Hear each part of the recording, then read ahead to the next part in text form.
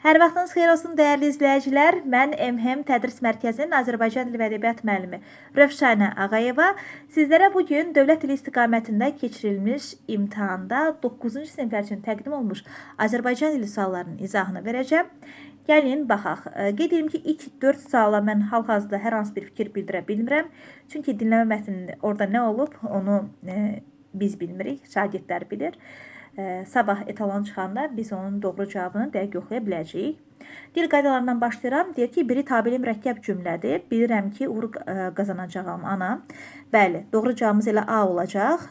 Yəni, şagird doğru seçib. Biz burada 2 bağlayıcısı görürük və 1-2 tabelik bağlayıcısıdır. Və əgər cümlələr bir-birinə tabelik bağlayıcısına bağlanırsa, deməli, tabeli mürəkkəb cümlədir. Yəni, 5-ci testimizin doğru cavabı A olacaq. Mən digər variantlar üzərində dayanmayacağım, çünki bizə izah yox, hal-hazırda doğru cavablar lazımdır. Mən yalnız doğru cavabları deyərək keçəcəm. 6. Hansı cümlədə sonra sözü zərf kimi işlənmişdir? Doğru cavabımız elə C variantı olacaq. Şagirdin də qeyd elədiyi kimi, yeni qərar barədə işçilərlə sonra danışılacaq. Buradakı sonra sözü qoşma deyil, özündən öncəki sözə qoşulmayıb. O, bu cümlədə zaman zərfi mövqeyindədir. Demək ki, testimizin doğru cavabı C variantı olacaq. 7. Sözlərin düzgün ardıcıllığını müəyyən edərək cümlə qurun. Düzgün ardıcıllıq belə olacaq dostlar. Uzaqdan dağ çayının gürültüsü eşidilirdi. Bu cür ardıcılıqla isə 3, 1, 4, 2, 5 A variantı olur testimizin doğru cavabı. Baxın, növbəti suala bu frazoloji birləşmələrlə bağlı sualdır. Qeyd olunub ki, frazoloji birləşmələri müəyyənləşdirin. Könül vermək frazoloji birləşmədir. Suda batmaq həqiqi mənalı birləşmədir. Ürəyi yanmaq frazoloji birləşmədir. Boyundan atmaq frazoloji birləşmədir. Hədiyyə vermək həqiqi mənalı birləşmədir. Ağlına batmaq frazoloji birləşmədir. Topu atmaq və yardım etmək ümumiyyətlə mürəkkəb feildir. Topu atmaq isə həqiqi mənalı birləşmədir. Testimizin doğru cavabı olacaq 1, 3, 4, 6. Yəni Y variantı. Baxıq 9-cu suala deyir, zarafatçıl sözünün quruluşca növünü və hansı hissəsinə aid olduğunu göstərin. Zarafatçıl sözü zarafatdan yaranmış düzəltmə sözdür. Nitq hissəsi olaraq isə sifətdir. Yəni testimizin doğru cavabı olacaq C variantı. 10. Uzaqdan tünd yaşıl köynəyi seçilirdi cümləsində hansı sözlər səhv yazılmışdır?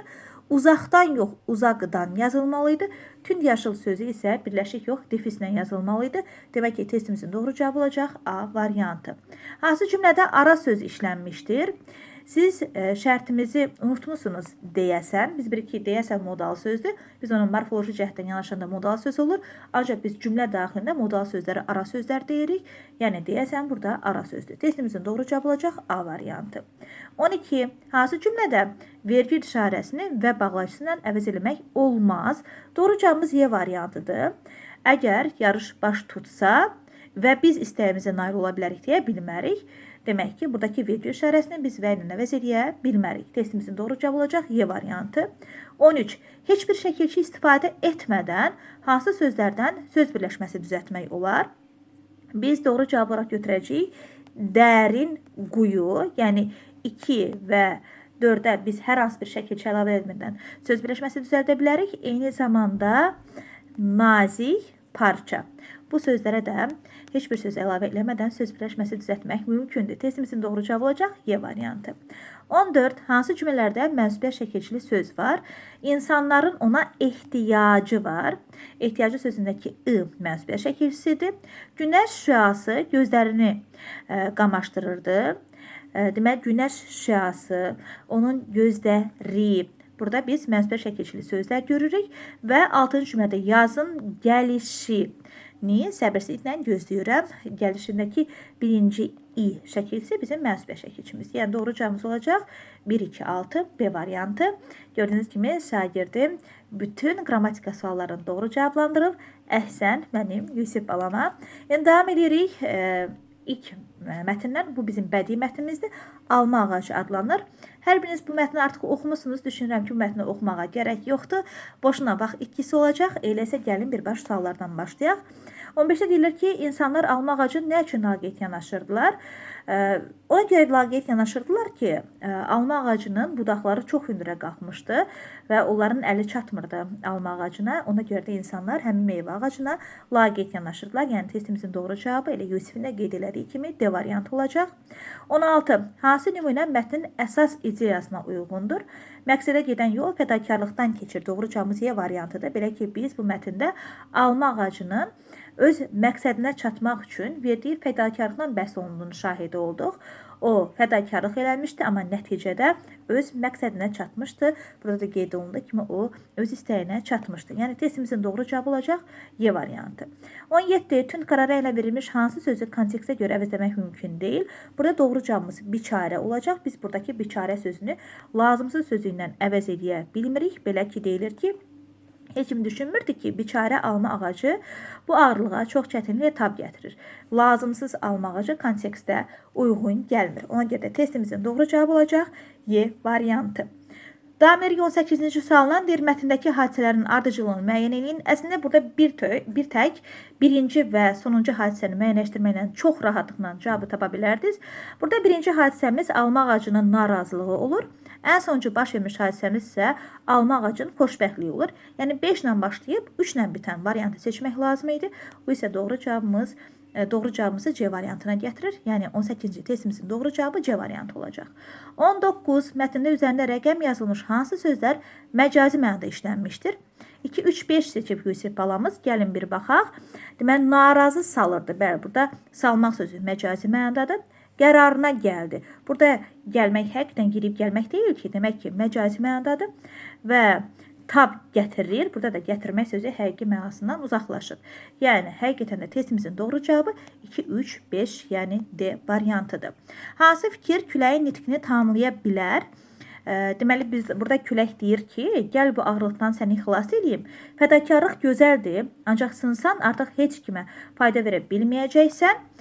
Yenidən bar gətirmək üçün özünü qorumalısan. Yəni, testimizin doğru cavabı elə Yusifin də qeyd elədiyi kimi D variantı olacaq. Cədvəldən doğru fikirləri seçməliyik. Bizə bir nəticə verilib. Alma ağacı barının bir hissəsini yerə səpələdi. Nə səbəbi oldu ki, alma ağacı barının bir hissəsini yerə səpələdi? Birinci səbəbimiz bu olacaq ki, alma ağacı ağırlıqdan xilas olmağa çalışırdı və bunun nəticəsində də öz barının bir hissəsini yerə səpələdi. İkinci səbəbimiz isə budur ki, istəyirdi ki, insanlar onun yetişmiş meyvələrinə qonaq olsunlar. Ona görə də alma ağacı barının bir hissəsini yerə səpələdi. Testimizin doğru cavabı olacaq 2 və 3, yəni Y variantı. Açıq sualımızda isə qeyd olunub ki, alma ağacına məxsus 2 xüsusiyyət qeyd eləyək. Deməli, şagirdim fədakar qeyd edilib və xeyirxah qeyd edilib. Hər ikisi doğrudur. Belə ki, alma ağacı fədakar idi. O, özündən çox şey, fədakarlıq nədir dostlar? Öz şəxsi mənafeyini arxa plana atıb, digərləri mənafeyi üçün özünü qurban vermək deməkdir. Bizim alma ağacımızda belirlənmişdi.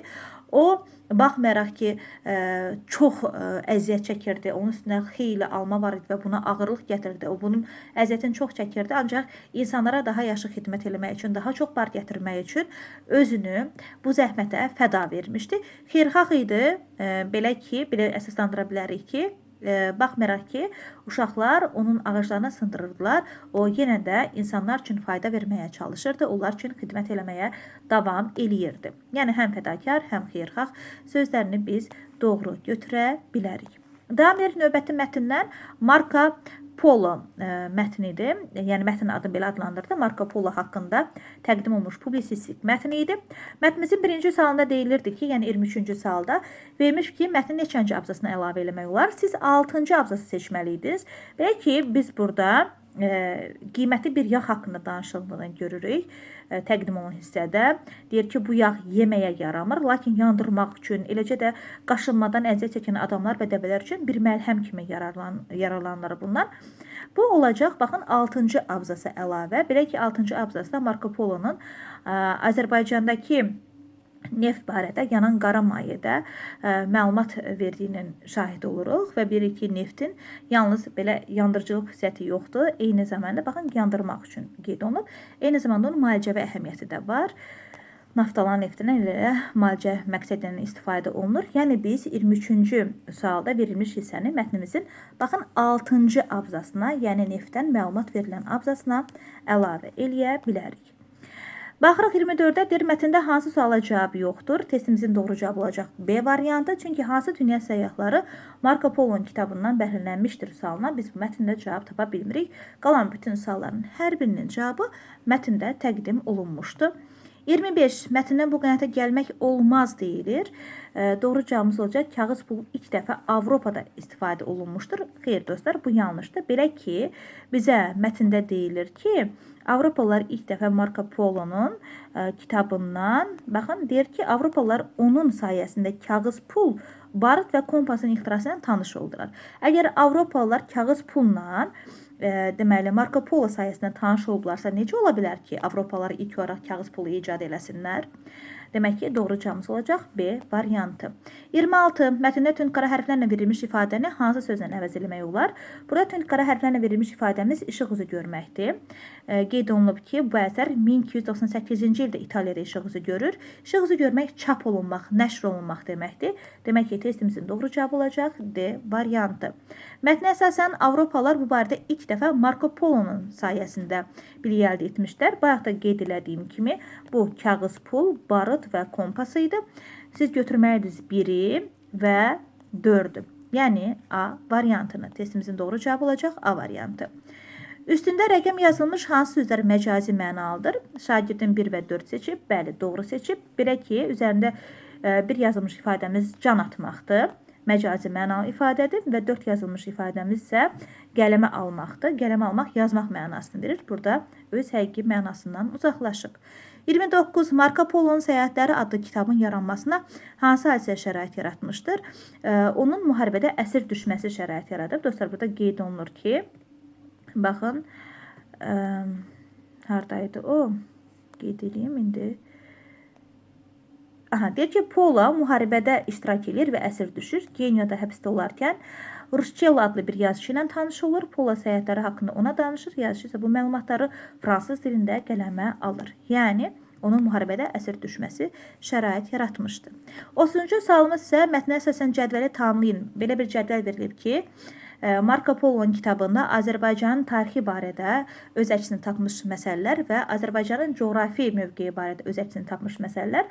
Dostlar, siz Azərbaycanın tarixi barədə öz əksini tapmış məsələlərə qeyd eləməliydiniz ki, Təbriz zəngin ticarət mərkəzi kimi təqdim olunmuşdu. Müxtəlif ölkələrdən tacirlərin gəldiyini və ipək ticarətinin inkişaf etdiyini vurğulamışdır. Coğrafi məsələlər isə qeyd eləməliydiniz ki, Azərbaycan Qallar ölkəsi adlandırılırdı, böyük diyar adlandırılırdı. Bundan başqa, Xəzər dənizi ətrafında çıxarılan və yanan qaramayı neft haqqında da məlumat verilir. Bu da onun Xəzər dənizinin sahilində yerləşməsinə dəlalət edən məsələ idi.